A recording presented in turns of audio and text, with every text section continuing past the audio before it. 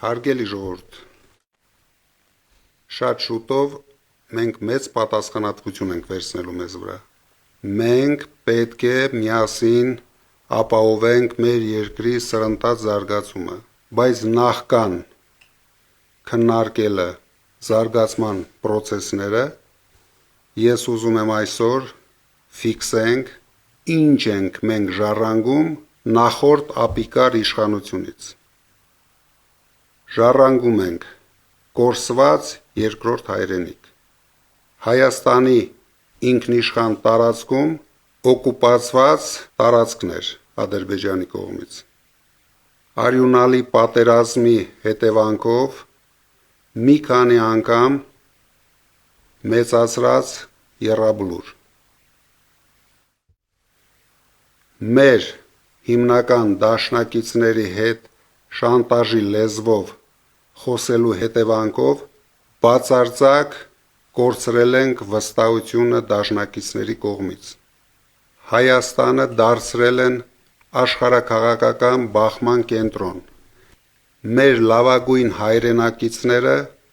այսօր գտնվում են Բաքվի բանտում։ Տնտեսության մասով ամբողջությամբ տապալված տնտեսություն, 21% աղքատություն, վարկերի տակ ճռռացող հասարակություն, 15 միլիարդին մոտեցող պետական պարտք, սփյուռքի ներուժի ոչնչացում Հայաստանի տնտեսական դաշտում, իրավապահ մարմինների բռնությունների շնորհիվ ներքին ներդրողների բացարձակ անտարբերություն։ Իսկ ինչ ենք անելու մենք ապահովելու համար սրընթաց զարգացում։ Առաջին հերթին 24-ժամյա աշխատանք ունենալու ենք միասնական եւ ուժեղ հասարակություն։ Վերականգնելու ենք եկեղեցու տեղն ու դերը մեր հասարակության կյանքում։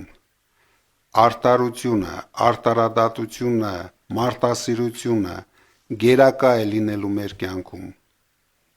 Եվ ինչպես խոստացել էինք, ունենալու ենք երաշխավորված ռեալ խաղաղություն, ինչը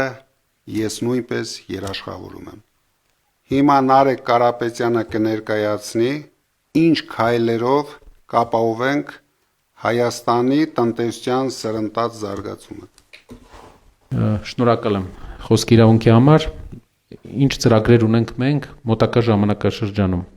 2 շաբաթվա ընթացքում առաջարկվելու ազգային ժողովին օրենք, որով փոքր բիզնեսը ազատվելու է շրջանառության հարկից։ Դա ապահովելու է 5 տարվա ընթացքում 50,000 նոր աշխատատեղեր։ Կուզեի նաև նշել, որ մենք 300,000 նոր աշխատատեղեր ենք ստեղծում մեր հայրի համար, բայց Փաշինյանի կառավարությունը արդեն բացել էր Հայաստանի դռները 300,000 ադրբեջանցիների համար։ Երկրորդը, միջին բիզնեսի համար եւ նաեւ մեծ բիզնեսի համար մենք ապահովելու ենք տնտեսական այնպիսի պայմաններ, որ մեր երկիրը ամենամրցակցայինը լինի տարածաշրջանի բոլոր երկրների հետ համեմատած։ Օրինակ, միջին բիզնեսի համար կստեղծվի Հայաստանում տեղայնացնելու ծրագրեր, հայկական արտադրանքը զարգացնելու ծրագրեր, որ մեր երկիրը ներմուծումամբ չզբաղվի, այլ տեղում արտադրի։ Հայաստանը վերաարդյունաբերականացնելու համար մեզ պետք է մեծ օտարերկրյա ներդրումներ, որը մենք ապահովելու ենք շատ կարճ ժամանակում։ Առաջիկա մի քանի հանդիպումների ժամանակ մենք սկսելու ենք ներկայացնել մեր տնտեսության զարգացման նոր ծրագրերը, որը իմ կարծիքով հեղափոխական է լինելու Հայաստանի կյանքում։ Ուժեղ Հայաստան, ազատ ու հզոր, խաղաղ